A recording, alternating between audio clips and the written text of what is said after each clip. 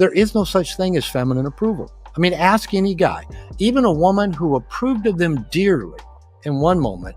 I'll ask them, have you ever had experiences where the very next moment she was unapproving of you and nothing about you had changed? So we have to quit seeking feminine approval. As long as we're seeking to get that approval, that love, that validation from a woman, we're in a loop that there's no escape from. When we're on purpose, when we're living life on our terms, all of a sudden that makes us very attractive to the feminine. It will come to us. That's my experience. It will come.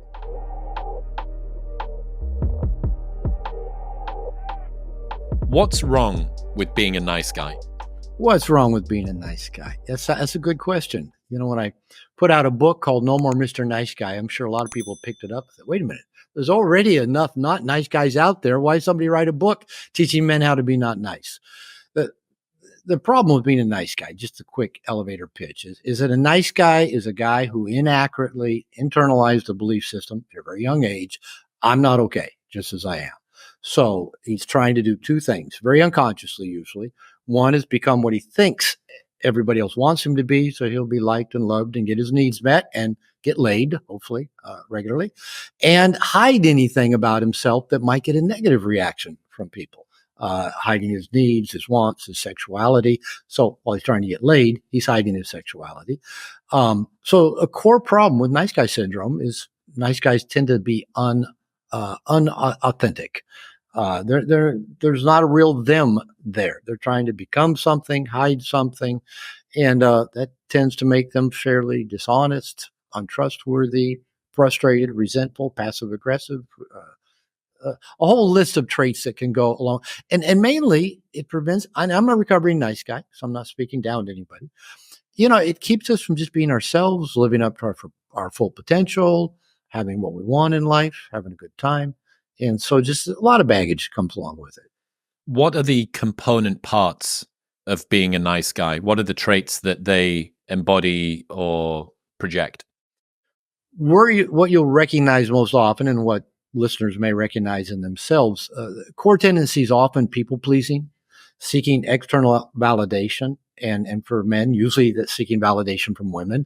Even gay guys, I find, tend to do it, even if they don't plan on having sex with the women. We can talk more about this, but we've learned from birth to please women. So there's that people-pleasing, that external validation, failing to live up to one's full potential, a basic core dishonesty, you know, thinking, you know, I'm a good guy. I'm pretty honest. I always laugh when men tell me they're pretty honest. I say, that's actually a contradiction of terms. You're honest or you're not. And just, you know, for most nice guys, there's just a certain dull depression that they live with. Just thinking, you know, I should be happy. I should be getting what I want. I should be getting love. I should, but I'm not, and I don't know why not. And so there's a lot of the characteristics, but the core piece you'll see the most often is that people pleasing, that seeking of external validation. Who is the prototypical nice guy avatar? Like, describe him for me. Oh, he's just that guy that's, walking through life, trying to make everybody happy, trying not to do anything wrong, don't want to fuck anything up, doesn't want to piss anybody off, goes along to get along. We've heard that, happy wife, happy life. If I just make everybody happy, everything's good.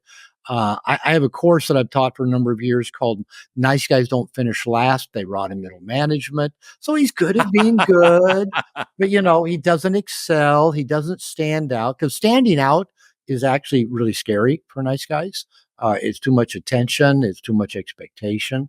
So, when I started working with nice guys 30 years ago, most of the men I worked with, probably were around my age. I was in my early 30s at that time.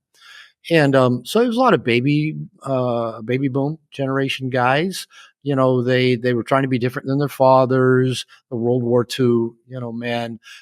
They were in that protest generation against Vietnam, growing their hair out, getting in touch with their feminine side. And so a lot of the men I worked with, kind of grew up in that era. But I've been doing this for a while. And so, my son's 38, for example. So, I work with millennials, men younger than that. And what's funny is, whereas my generation, a lot of the men kind of attribute part of their nice guy stuff to, well, my dad wasn't there, or my parents divorced, or he worked all the time, or he was an alcoholic. Nowadays, I hear a lot of men say, "Oh, my dad was a nice guy," and about all he taught me about life was don't piss off your mother, and because he was walking around eggshells trying not to piss off my mother. So, I've seen that whole range, all the way from the guys that were reacting to, the asshole, patriarchal father, to now the guys that were raised by nice guys and they don't know any other way of being. It's like one generation had the tyrant and the other generation had the compliant. That's a good way to put it. That's nice. Yeah. The tyrant, the compliant. Yeah, it was. But here's the interesting thing, right? And it's so fascinating that you had one generation that was rebelling in their niceness, even if that niceness isn't that nice. Yeah. And then another generation that was following in their niceness. So there seems to be a particular stickiness to niceness. If tyrants that are emotionally unavailable and not nice are able to create nice guys, and nice fathers are also we're in big trouble. So why is it so prevalent? What is this pull? Are we, as men, inculcating or absorbing something from the world? Is this the way that we were raised by mum and dad? What's the origin? What's the genesis, the seed of this? Well, that's a good question, of course, and of course, what every nice guy wants. Well, how did I get to be this way? Who cursed me with this? Yeah. I quickly learned when I started working with nice guys again 30 years ago that there is no one size fit all how you got to be a nice guy. I thought there was at first. I thought they were all like me, disconnected from their father in some significant way, significantly raised by their mother, trying to please their mom, and I thought, well, that explains it all, but it didn't.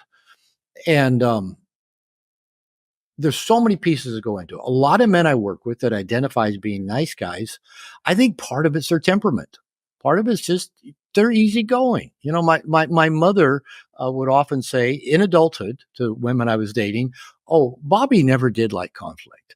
And I'm thinking, "Oh, thanks, Mom. What are you telling these women? Be nice to my son. Don't be mean to him." But I'm also thinking, who does like conflict? I do tend to marry women who like to fight, but for me, it's kind of like, can't, instead of us, you doing something that starts a fight, I say to them, can't I just yell at you a little bit? You cry and then I hold you. Isn't that really what, this is all about anyway? And my wife will always say, no, it doesn't count unless you're really mad at me. So I don't like conflict in particular. So that's my temperament. So there's I'm a little disposition that many of the nice guys will have, the raw materials of someone that's a little part bit of my nature. averse. Part of my nature. But that's just kind of one category of nice guy. Mm-hmm. The other one that I bumped into, I call often those the I'm so good nice guy. He's the guy that just always did everything right no matter what, But the other side I talk about in No More Mr. Nice Guy is what I call the I'm so bad nice guy. This is the one that maybe started rebelling at an early age, maybe had ADHD, undiagnosed, he's always impulsive, getting in trouble, not following through, getting yelled at, getting punished, starts doing drugs and alcohol at 14, drops out of school. And then maybe at some point has a come to Jesus moment, religion, military, gets married as a kid, death in the family. He goes, I got to quit, self-destructing. I gotta be nicer. So there's that kind of nice guy as well. So it's a different temperament than the other. Again, I think a real core piece that I see with so many nice guys is this attempt to please women. And I was talking to somebody the other day. It makes perfect sense because if you think about it, we're all born to a woman. Our earliest caregiver, if it's not mom, it's probably some other woman. So from the time we're born, our very survival, our sustenance, our okayness depends on a woman and probably us getting along with that woman. That's probably a good thing, right? And so that's really normal that our first experiences are how to negotiate a relationship with a woman to make that big, powerful, holds our life in her hands person, how to make sure that's okay. And I don't know about in the UK, but when I was growing up in Seattle, I had one male teacher before I got to junior high. there's 4 times more female fighter pilots in the US Air Force by percentage than there are male kindergarten teachers. There you go. You've done your research. So I had one teacher. So that means just to learn how to get from second to third grade, not only had to learn my reading, writing, and arithmetic, but how to please a woman. Okay. All of that's fine. There's nothing inherently wrong with that. I think that's actually probably the way it's always been.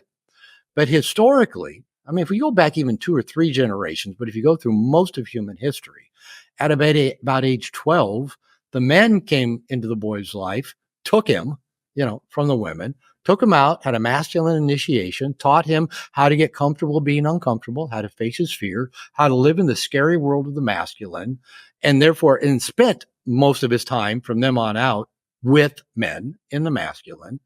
And so he moved through that. What do I have to do to please a woman? So I think that's a really normal thing that to try to please women is survival for every young boy. But what's missing is there's no initiation to teach them how to go face their fears in the scary world of the masculine and quit seeking the approval and validation of women. Because there's this really interesting paradox that I took me years to find out, and a lot of men I work with it's a big surprise. Pursuing women and trying to please them doesn't make them interested in you. It doesn't make them like you. It doesn't make them want to have sex with you. No, it actually doesn't. Actually, not trying to please women tends to make a guy more interesting to women in general. And that's a big paradox to a lot of the men I work with. And it was for me. All this, me listening to them talk about their problems, me trying to be different than the jerks they complain about, me repressing my sexuality. So it's not like I just want that one thing from them. All that doesn't make them interested in me. No, it doesn't, actually. But they do seem to be drawn and attracted to the guy who's comfortable in his own skin, living a life, on his terms, connected with men, putting a big dent in the universe. That is really attractive. But there's no, how do I get this woman's approval involved in that whole mix? What are the covert contracts? Oh, I'm glad you asked that. That's my favorite part of No More Mr. Nice Guy. And I know many men read it and say, Robert, that is the biggest takeaway. The covert contracts are unspoken, often unconscious agreements that the nice guy has with everything that's not him, with the world, with God, with women, with just how things work. And in the book, I'm a little bit general, but I've broken it down to 3 specific covert contracts that nice guys have. They're all if then. If I do this, then this will happen. They all are basically manipulative. They all have strings attached. And often the nice guy isn't aware of them and nobody else is either. So covert contract number 1. If I'm a good guy, I will be liked and loved and get and going back to, and the women I'm trying to impress will want to be with me and have sex with me. So if I'm good, I'll be liked and loved. Number 2, if I meet everybody else's needs without them having to ask, then they will meet my needs without me having to ask. Now, unfortunately, nobody else knows this contract exists, so they don't know. They're supposed to be reading our minds and figure out what we want, like we're trying to do for them. Another core problem with this is that nice guys are actually really terrible receivers. We're not good at letting people do for us. We're not good at giving to ourselves. So that's covert contract number 2. Covert contract number 3 is if I do everything right, then I will have a smooth, problem-free world. So it's kind of a Peter Panish kind of thing. I do everything right. I'm a good guy, but unfortunately, we're the player, the referee, the scorekeeper. We got the big scoreboard. Hey, I've done everything right. How come this stuff still isn't going the way it's supposed to go in my life? So nice guys are walking around with these covert contracts, and you ask, what's the core characteristic of a nice guy? One of them is that they're often really resentful. They might say, well, I'm kind of bugged or I'm kind of frustrated, but they're really resentful and often rageful because I've been doing this. I've been doing it right. I've been following the rules. I've been, being the good guy. I've been meeting your needs. I've been, following all the rules. How come when's it my turn? How come I'm not getting all the stuff that I thought I would? And that leads to a lot of resentments. And that's one way I tell nice guys, they go, well, how do I know if I'm using covert contracts? And I go, you'll know because you're walking around resentful and pissed off, either because you didn't get back in turn, or you didn't get appreciated for all that you did. I heard somebody share a quote the other day that I really liked. To me, is another really nice way of putting covert contracts. And this, I guess, was from Neil Strauss. And he says, unspoken Expectations are premeditated resentment. Isn't that is what happens with covert contracts? Phenomenal by him. Yeah. So the frustration and the resentfulness, that's coming from offering to the world something that you think should be universally liked. There's no way that anybody could be offended by what I'm doing. I'm following the rules. I'm offering the world lots whilst asking for nothing in return. Yep. And the fact that not asking for something in return results in you getting nothing in return. Funny how that works. I don't know. But I suppose this as well plays into the dishonesty bit. And it's so, I understand. I would say that I'm very much in nice guy category, very much a people pleaser. My temperament is to be averse to conflict as well. I've made a dent in many ways, but it's been done by weaving my way through avoiding much of the conflict that I would maybe need to.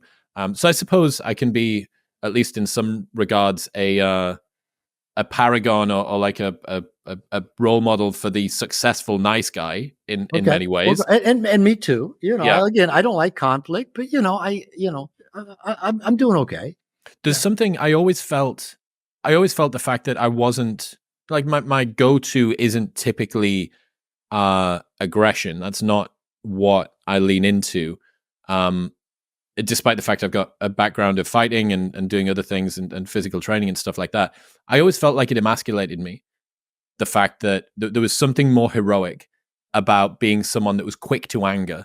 There was something kind of typically masculine about that. And I think I was not strong enough to say ashamed, but it didn't feel as grand to be someone who would be. I know that there's nobility in being under control, having your emotions under control, but there's also a degree of fragility, I think, that you can sometimes feel with that also. Well, let me give one way to maybe look at the model and see if it fits what you're saying. Is that when I was writing No More Mr. Nice Guy, I really focused a lot on shame being a core foundation of nice guy syndrome, that internalized belief, I'm not okay, and inaccurately internalized belief from our earliest life experience, a few weeks old, few months old. By the time I finished writing the book and it was, getting ready to be published, by that time, I'd really come to also see that anxiety plays maybe an equally significant role in nice guy syndrome. So where everything that nice guys are doing is trying to manage that sense of shame. I'm not okay. I'm unlovable. I'm defective. And their anxiety states. I might piss somebody off. I might get rejected. I might get hurt. I might lose. I might look foolish. So, both of those states really play into it. And one of the things I've come to see is that whether we've got, just to kind of break it down, whether we got kind of the asshole jerk over here, that fighter, that quick to fight guy, or the wussy doormat, the nice guy over here that's the avoidant and kind of doesn't like the conflict. I think they're both on the same continuum. I think they're both in a fight, flight, freeze mode of managing their inner states of anxiety. The nice guy is in the flight, freeze, fawn, sometimes added to that list. And what we'd call the jerk is in the fight mode. Now, they're both still just trying to manipulate people and situations outside of them because they're anxious. The nice guy does it by being nice and avoidant and not upsetting anybody and, waiting for it to blow over, all that kind of. Whereas, the guy at the other end of the spectrum he's just quick to react with aggression to manage the people and situations around him. So he doesn't feel afraid and anxious. And so men will often, they'll read my book or, they'll hear some of my information and they'll say, Robert, I get that being a nice guy isn't working and I don't want to be that, but I don't want to be the asshole either. And, where's that middle ground? And I go, I actually don't know where the tipping point is between two dysfunctional extremes. It doesn't exist, right? What we're actually talking about is going to a different plane, a different level, where we actually learn to soothe ourselves, where we actually learn to be assertive, where we actually learn to have boundaries, where we actually learn to be differentiated and ask ourselves, what do I want? And follow through on it. Where there's a whole different plane of behavior versus just, what do I do to not feel anxious here? But again, the nice guy and the jerk, probably neither one is aware that they're trying to manage their anxiety states. And it isn't until you actually get told that maybe that's what you're doing, you go, oh, wow, I never thought about that before. And then you actually can feel your anxiety rather than trying to just manage it to where it doesn't, make you feel so anxious. Is it a desire to feel safe then, to feel Sure. reassured? Yeah, I think, safety is at the core, because when I took Child Development 101 back in grad school, I think the very first thing they told us, one of the few things maybe I remembered, was that for every child, abandonment equals death. So children come into the world inherently vulnerable. Right? There's no one to take care of us. It takes humans longer to mature into self-sufficiency than any other animal on the planet. So I know for me, like when my wife, my wife Lupita and I have been married for 7 years now, Mexican woman I met here in Mexico, and she gets a look on her face, and like I'll go into this mode of I got to fix it. She's upset, she's angry, I got to make it better, and I've been working on this stuff for 30 years, so not like I don't know, what's happening. And I'll just watch myself have this anxiety state that I gotta talk her down through over, get her back to good, make her happy again. And I'm thinking, why am I worried about with this short little Mexican woman? What look she has on her face? I love her, of course, but why is that triggering such depth of anxiety? And really, as I really sat with it and worked with it, it triggers a really old emotional state that does feel like I'm going to die. If this doesn't get better right now, I'm going to die. And I don't actually have that thought in my head, but my reaction to it feels that intense. That's the embodied sensation. If you were That's to the embodied, the nervous system, my emotional operating system. Yeah. Yeah. Yeah. I wonder, stepping outside of relationships for a second, or relationships with anybody, including friendships, one of the patterns that I've noticed, especially amongst some of my friends that are nice guys or recovering nice guys, is a desire to do things right. Oh, of course. To like a task in and of itself. I would guess that nice guys are probably more orderly than the normal person. Sources will be stacked in the right way. Mustn't have a dirty room. Because again, you'd think that, okay, I got to do it right. I got to get it orderly. But I've got my camera angled where you can't see what's over on the sides. All right, it's a mess. It's not terrible, but it is messier on the sides than it is behind me. Okay, and so again, a lot of the nice guys I work with, they may have perfectionistic expectations of themselves, and some worked really hard to meet them, and they're in a state of anxiety all the time. But others, I know, they go, I haven't made my bed in years. I don't pick up after myself. I can't remember the last time I checked my bank account balance. Mm-hmm. So you'd think there would be that, but ironically, there's not.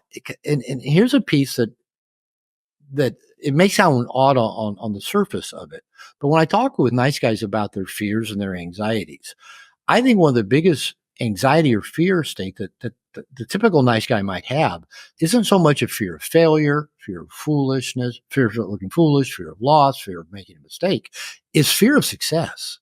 Because what happens if I do get it right? What happens if I rise up to a level of success? And then, there's things that can happen. All of a sudden, the bar gets raised. The expectations are higher. I'm in a brighter spotlight. I might get attacked. I'm more visible. There's so many I'll lose control over my time. All of these built-in anxieties of what happens if I'm too successful.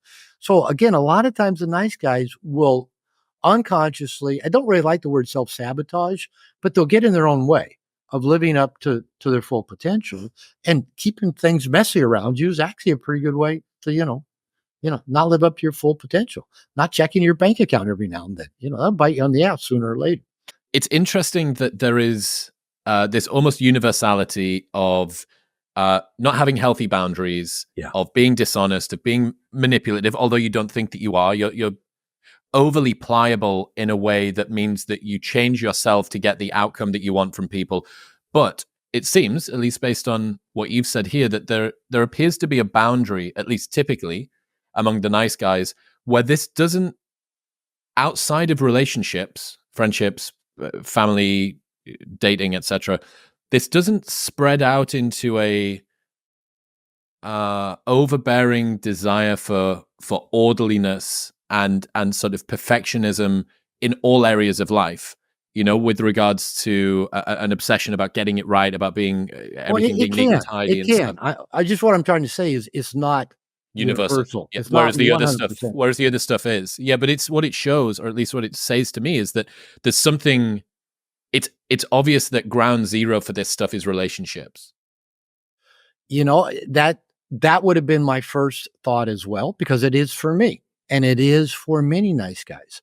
But you know what? I've seen guys who are total nice guys in relationship, and they get on the job and they kick ass. They're highly successful at work. I've known other people that it showed up, at work, where they're a total nice guy and going along to getting along and never really stepping up or never launching, that business.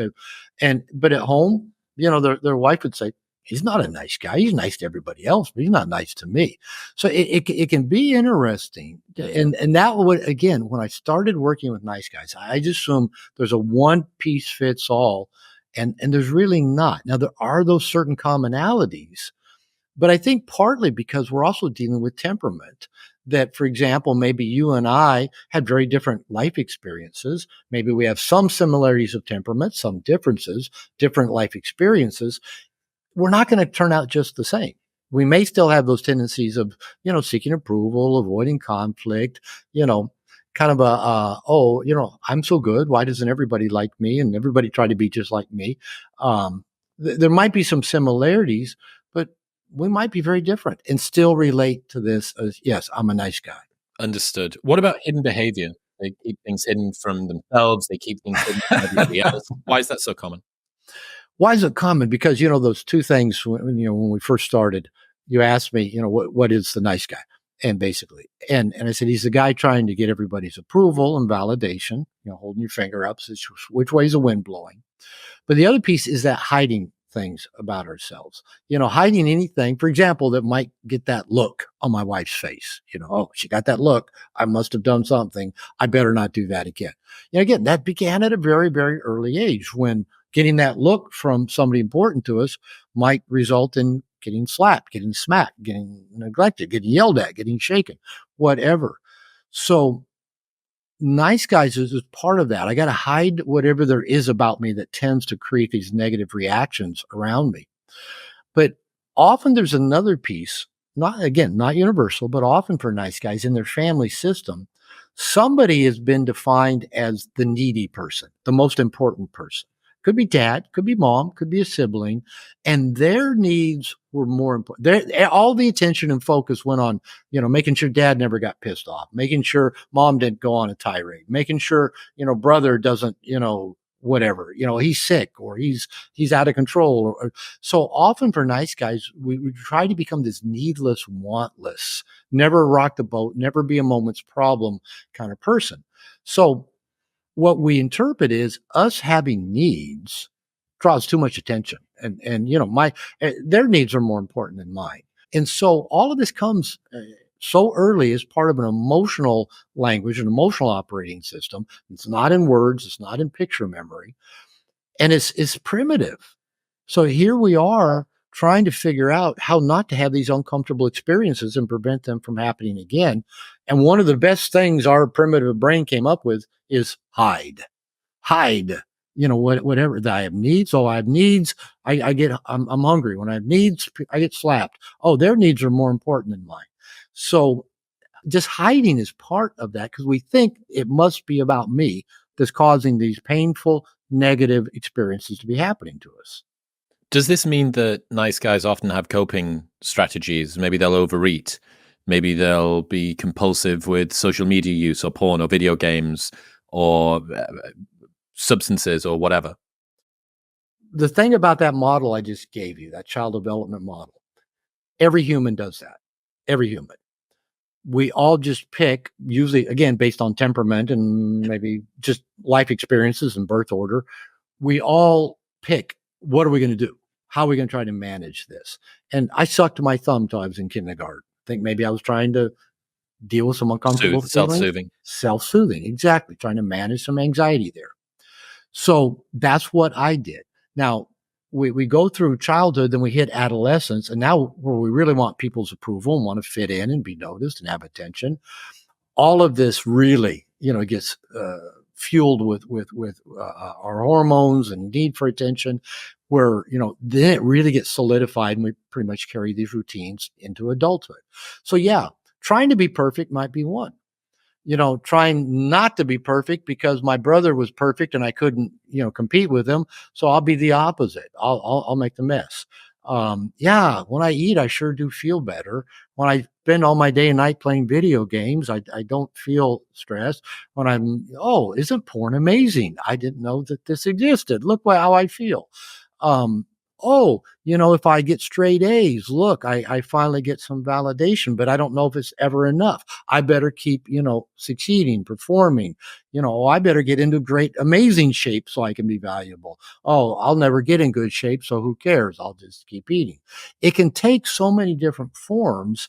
And the only real logic to it is the infant logic that you and I and everybody else had at a few weeks and a few months old. Why are nice guys bad receivers? Because we think it makes us bad. The thing is that, as I said, most of us is most nice guys internalize this belief. Well, because I have needs, that's why I have these bad things that happen to me. If I don't have needs, bad things won't happen. And often again, I could look around in my family. Oh, dad's needs are more important. Well, let's all make sure dad's okay. Oh, now mom's unhappy. Let's all make sure mom's okay. My little brother was a general fuck up at pretty much everything. Oh, okay. We got to make sure little brother's okay because he's going to fuck up. And I kind of like, if I don't have needs, if I just kind of do everything right, I'll be the golden child. I'll get some validation. I won't get noticed too much and get in trouble.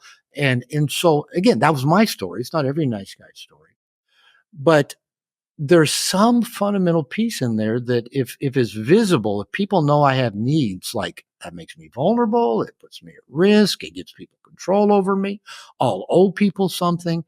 So in my own personal work, one of the earliest things I had to start doing was making me a priority, where I did for me. I'd do for everybody else, but I wouldn't make me a priority.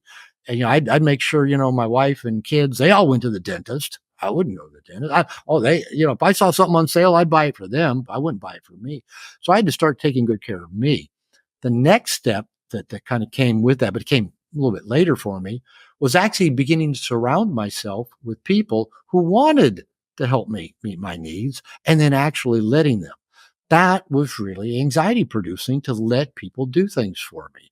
And I had to consciously just go, okay, it's as simple as, like I said, I'll take the garbage out. And, we got to take the garbage from the kitchen to the front gate. It's 20 feet. Got to unlock the gate, put it out on the street. If I'm taking the garbage out, my wife will go, "You need help?" Well, no, I don't. I don't need any help to take a bag of garbage from the kitchen to the front. So my gut response was say no. But then I realized, well, I don't need any help, but she wants to be with me. She wants to accompany me. She doesn't want to think I'm doing all the work. Well, she's not. She's a very hard worker. I go, yeah, come help me. Do I really need the help? No. But it took me a while. I'm still learning that way. She's not really thinking I need help taking the garbage out. She just wants to come take the garbage out with me, just to walk to the street with me and back. It's okay. Well, who am I to say no to that? So the solution is not being a bad guy, because a lot of people, and you could try.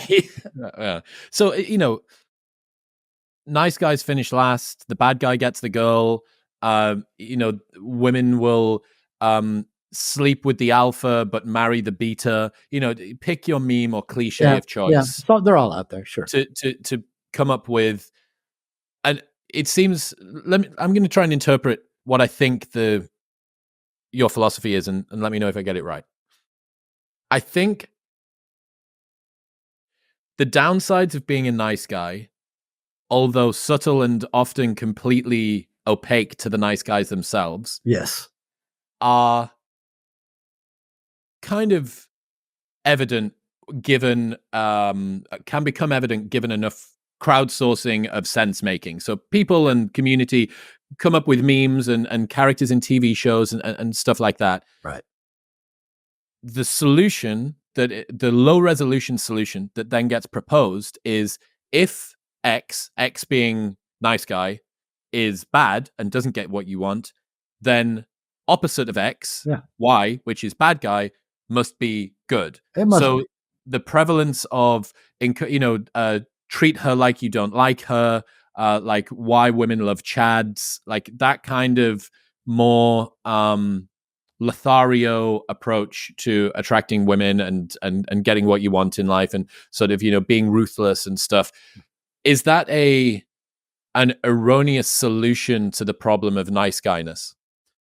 It's a core problem with what you just proposed is it is equally inauthentic as the other, and it's equally attached to some external outcome by trying to figure out how to do it right. Right? How if I just do this right again, then I'll get the women to approve of me. We're still in the same boat. We're just looking for a different right way of doing it. Now, as simple as this sounds, when I do like interviews with like a female coach that maybe works with men, and I say something that a generalization like the feminine, meaning all things feminine, women, but dogs, cats, babies, opportunity, money, weather, whatever. I'll say is highly attracted to a man who's comfortable in his own skin, knows where he's going, and looks like he's having a good time going there. And the women, coaches, interviewers, podcasters always go, oh, yes. And I'm going, okay. They're reacting, kind of their nervous system is reacting to that thing. I didn't say the guy's an asshole. I didn't say he treats women bad. I didn't say he doesn't give a fuck about he's centered in his own body. He's differentiated. He's asking himself, what do I want? What's important to me? Following through on that. Not leaving the messes behind, not trying to be perfect, not seeking anybody's approval. He's on mission. He's on purpose. And in my experience, the feminine is highly attracted to that. You don't have to work at getting the feminine to be attracted. Now, are you always going to have feminine approval? I told someone the other day, this has never come out of my mouth before, but I said, actually, there is no standard of feminine approval. The feminine is not about standards. It's just about whatever is moving. Masculine is standards. You go into the masculine world, when you've lived up to the standard, when you've hit the ball out of the park, when you've scored a touchdown, when you made A's, when you made X amount of money. The masculine doing standards are clear. We can go into that world and go, I've achieved, I've made it. We have it. We have the status. It's rigorous. It's orderly. It requires something of you. There's discipline. There is no such thing as feminine approval. I mean, ask any guy, even a woman who approved of them dearly in one moment. I'll ask them, have you ever had experiences where the very next moment she was unapproving of you and nothing about you had changed? You hadn't even done, and guys all go, yeah, isn't that the way it always works? Yeah. One minute when I was dating, I had women tell me, Robert, you're the most amazing man. I'm so glad I met you. I'm so grateful. I'm so happy. And then never hear from them again. Or say, Robert, after 2 weeks, I'm taking a break from dating, or I'm giving my ex another try. And I go, what just happened? That's the world of the feminine. It isn't nailed down and orderly. So we have to quit seeking feminine approval.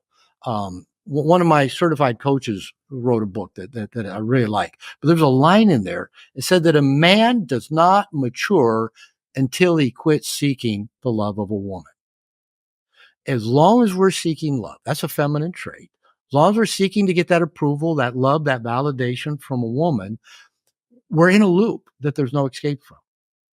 But when we can self-validate, when we're on purpose, when we're living life on our terms, all of a sudden that makes us very attractive to the feminine. It will come to us. That's my experience. It will come. Now, as soon as you turn and go, oh, it's here. How do I keep it? How do I make it? No. We just blew it. They're all of a sudden now they're going to get that look on their face again. Like I go, what did I do wrong? So if we take the how do I get the women's approval out of the equation, you're more likely to get it. Now, does that mean you just don't give a fuck, don't care, whatever?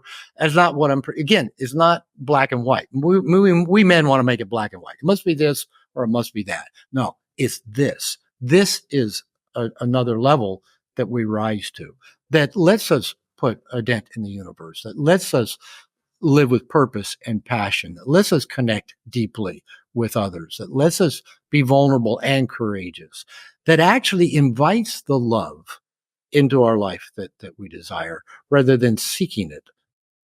Well, ultimately, I was watching this video from Alain de Botton from the School of Life. Do you know that guy? British philosopher. Phenomenal insight. You were the second person who mentioned him in the last 2 or 3 days. I always pay attention whenever I hear someone's name, like, whenever I heard you need to get on Chris Williamson's show. When I heard that 3 times in the same week, I thought, wait a minute, that name sounds familiar. Oh, we're already booked in. Or I'm on. He's on my calendar. What do you know? Yeah. It's so I use a. I was just going to say what you're referring to. He wrote an op-ed article in the New York Times maybe 10 years ago.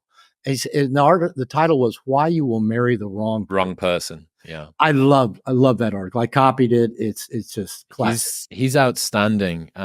He's on my Mount Rushmore of guests. He was very formative for me. One of the reasons that I'm going to go on a tangent about why I love Alain de Botton. One of the reasons that I really love him is he's so softly spoken. And he's so embodied in the nuance of being fallible, of how our emotions run the show. He's not posturing. He's unbelievably smart. He's very, very well versed in Renaissance art and history and poetry and sculpture and all this stuff. But there's no posturing from his left brain. Yeah. There's none of this sort of over rationality. He accept with complete face value the fact that we can be self-contradictory and embarrassing and all the rest of it. But anyway, he has this line in a video that I was watching recently where he talks about a person whose greatest achievement would be after their death, people would say they never made a fuss. Oh, they didn't make a fuss. They didn't cause any ripples. They didn't make any waves. And he's talking about largely an equivalent of the nice guy, this person who's, overly pliable, who's concerned about upsetting others, who's doing all of this stuff. And it really sort of struck home, like, oh my God, like that's the inheritance and the legacy which is waiting for you. And ultimately, you can make it to the end of your life having either made all of the messes in the world or made 0 messes at all, depending on whether you go bad guy mode or nice guy mode. Yeah. But like your legacy as you look back on your life is going to be one of you playing a persona. You're never going to really be able to connect to any of the things that you do. People, accomplishments, praise, compliments, adoration, money, because it wasn't you that earned that. You didn't earn your money. The role that you're playing earned the money. The role that you're playing got the marriage. The role that you're playing got the relationship or the job raise or created the family or the $1 billion company. It wasn't you. It wasn't you. That kind of messes with your head, doesn't it? Scary. When you were describing, and I can't pronounce his name. Alain de Botton. Oh, yeah. That's beautiful. When you were describing him, I'm sitting there thinking, I'm a straight guy. And that guy sounds sexy as hell, the way you were describing. He's got the classic philosopher's build, but so be it.